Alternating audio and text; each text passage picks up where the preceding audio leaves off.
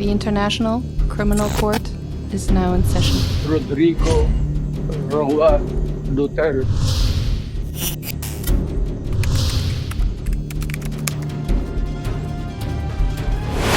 Mga kapuso, ika-6 na anibersaryo po ngayon ng opisyal na pagkalas ng Pilipinas sa International Criminal Court noong 2019 sa termino ni dating Pangulong Duterte.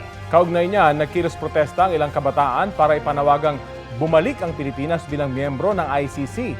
May ulat on the spot si Manny Vargas ng Super Radio DZBB. Manny? Yes, Rafi, hindi madaanan ng mga motorista itong eastbound lane ng Recto Avenue tapat ng University of the East Manila.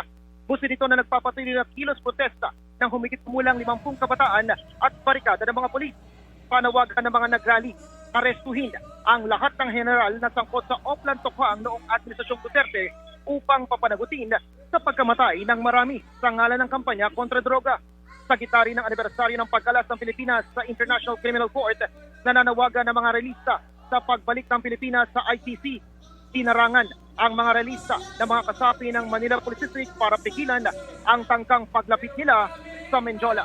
Sa mga sandaling ito, nananatiling ang sarado itong eastbound lane ng Recto Avenue kung saan ay pinaliliko ang mga sasakyan na galing ng area ng Santa Cruz ito sa bahagi ng Loyola Street.